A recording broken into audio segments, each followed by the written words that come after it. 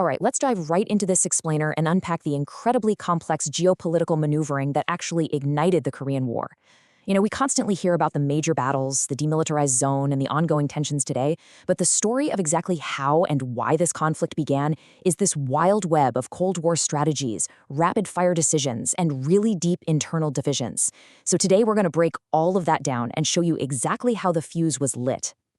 But before we get into all those backroom negotiations, we absolutely have to ground ourselves in the staggering human cost here.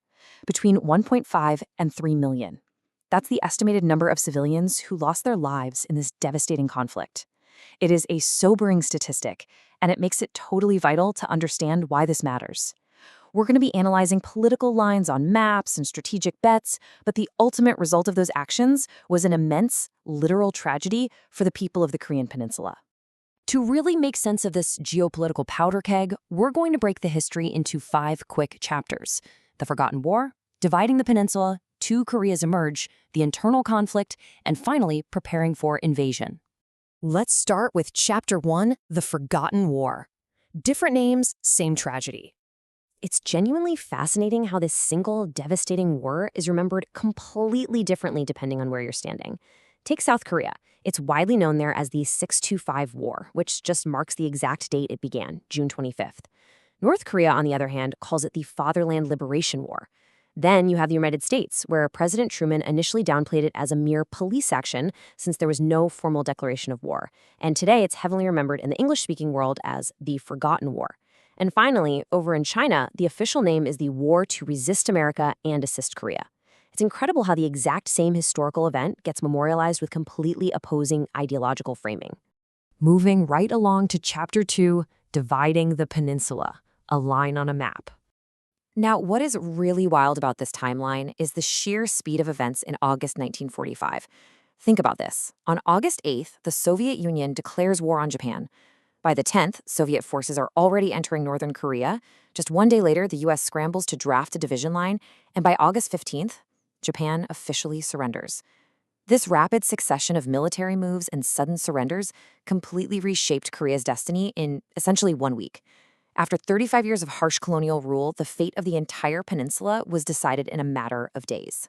And here's the kicker about that division at the 38th parallel. It wasn't some long-standing historical border. Not at all.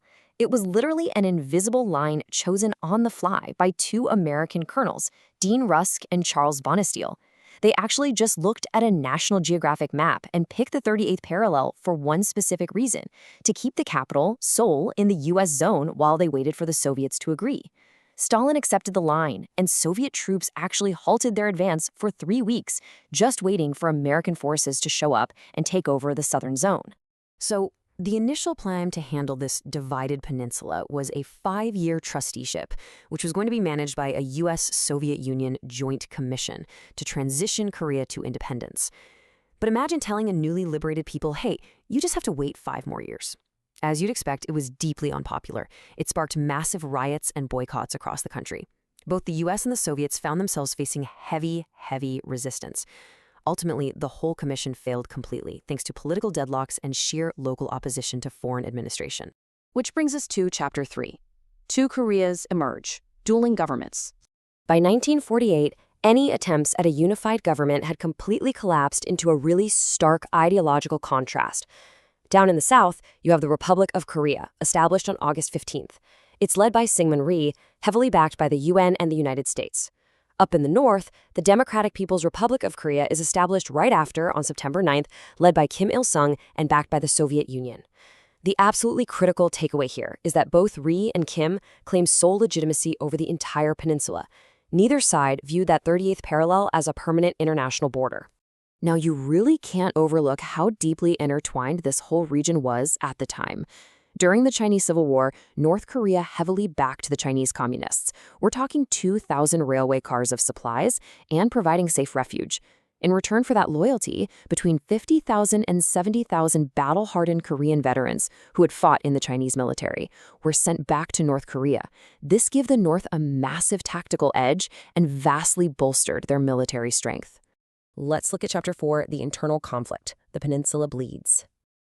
Historians usually point to 1950 as the official start of the war. But the reality? South Korea was already fighting an incredibly intense, bloody counterinsurgency. You have the Jeju Island uprising, which resulted in a devastating 30,000 deaths, nearly half of them civilians. Then you have the Yosu Sunshin Rebellion, where thousands of army defectors mutinied. And on top of all that, there were persistent heavy border clashes along the 38th parallel involving thousands of troops, plus North Korean infiltrators actively supporting guerrilla fighters down in the south. And the human cost of this internal struggle was severe. To put it in perspective, approximately 8,000 South Korean soldiers and police officers died in these domestic skirmishes and border clashes before the broader official war even started. The peninsula was heavily destabilized, and the South's military forces were almost entirely focused on putting down this counterinsurgency, rather than preparing for conventional, large-scale warfare. And that brings us to our final chapter, Chapter 5, Preparing for Invasion, Lighting the Fuse. Back in 1949, Stalin actually flat-out rejected Kim Il-sung's pleas for an outright invasion. He thought it was too risky, and the time just wasn't right. So we have to ask the big question here. What shifting global dynamics completely altered Stalin's strategic calculus just 1 year later? What made him finally say yes? Well, it was basically a massive geopolitical domino effect. Step 1. The Soviet Union detonates its first nuclear bomb, completely breaking the American nuclear monopoly. Step 2. Mao and the Chinese communists secure final victory in their civil war. Step 3. U.S. forces largely withdraw from South Korea. And Step 4. This is an incredible intelligence coup. The Soviets actually crack the U.S. embassy communication codes. Reading these intercepted dispatches totally convinced Stalin that the United States did not view Korea as strategically important enough to warrant jumping into a war. So Stalin effectively gives the green light. But as this quote shows, he maintained a very strict strategic boundary. As he told his ambassador, it should be organized without taking too big a risk. He was absolutely terrified of triggering a direct head-to-head war with the U.S. What he meant was that Soviet forces would absolutely not openly engage in combat. He'd provide the planning, the weapons, and the advisors, for sure. But the actual fighting, that had to be done by Koreans and, if necessary, the Chinese. With Stalin's blessing finally in his pocket, Kim Il-sung traveled to meet Mao Zedong in May 1950 and gained a conditional promise. If the Americans actually intervened, China would step in and back North Korea with troops. Now, this decision was driven at least partly by China's desperate need for economic and military aid that had been promised by the Soviet Union. And with that final puzzle piece in place, the tense diplomatic groundwork was complete, and the North Korean People's Army was fully prepared to strike. Now, if we fast forward through the immense devastation of the actual war to July 27, 1953, the combat finally ceases with the Korean Armistice Agreement. This allowed for the exchange of prisoners and established the famous 4-kilometer-wide demilitarized zone.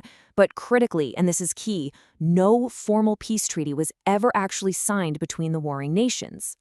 And that leaves us with a really profound reality to consider today. How does the unresolved legacy of this mid-century powder keg continue to shape the incredibly tense geopolitics of our world right now? I mean, the lines drawn hastily by colonels, the internal bleeding, and the strategic bets made by superpowers back in 1950 didn't just cause a war in the past. They created a frozen conflict that the globe is still carefully navigating today. Are we essentially still fighting the Cold War, just waiting for the ice to thaw? Thanks for joining me for this explainer.